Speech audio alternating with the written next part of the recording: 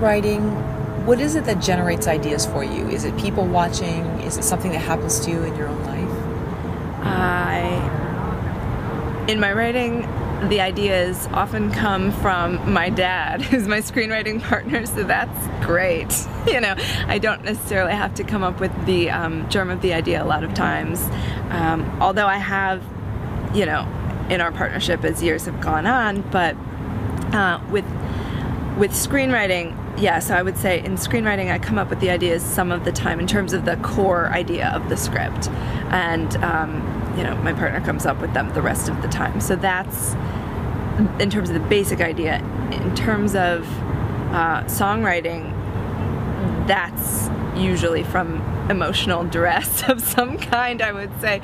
You know, if I'm having like a wonderful day, then great. Like just highs and lows of normal emotion. That's more from real life, I find a lot of times. And that's like, I guess my way of working through whatever I'm feeling is, let me just write a song about that. You know, whereas with screenwriting it's a bit more disciplined because it's about what the characters are feeling under those circumstances that are, you know, sometimes we'll write a historically based piece, and that's set in stone what those people were going through, you know, and you just try to, like an actor, put yourself in what that would be like and how you would react and how they must have felt at the time to the best of your ability, you know. So writing is cerebral for you, whereas music is more emotional? I think so, yeah. There was a time with music that I felt, oh, this is so personal, like some of the things I'm saying. The one thing that you get though as the songwriter is no one ever knows which songs are about your personal experiences and which ones are ones you just wrote because you had an idea. And I kind of like people not knowing that, because I think some songs are so personal that they would think that they're about me, like, or my personal life or something, and I know that they're not, you know.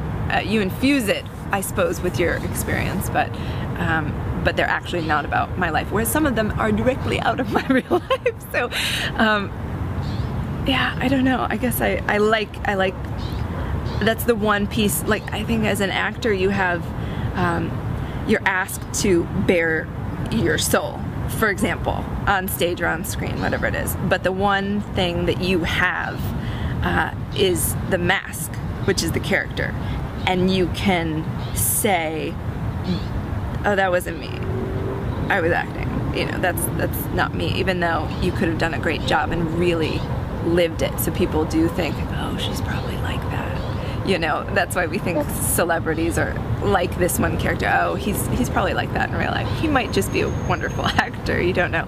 But in the songwriting, I think the mask is the fact that nobody knows which songs were about me or weren't. And I think that, I don't know, I guess I'm kind of private in that way. I don't necessarily want people to know which ones are about my life and which ones aren't. That's so private. I mean, you're bearing your thoughts that came from you if you were the songwriter, you know, where this is exactly how I felt, actually. Like, my heart was completely broken and I felt abandoned, and that's just a lot to put out there and to own, you know. And it's what inevitably resonates with people, because people have felt that way, and sometimes they'll own that to you when they say, oh, I really love this song, I totally love that song, and then you're like, oh, if you love that song, you've probably been through that. And in the quiet of my room, I'm like, yeah, I went through that too, you know. So it's a nice way to connect with people. But I don't know, there's kind of a nice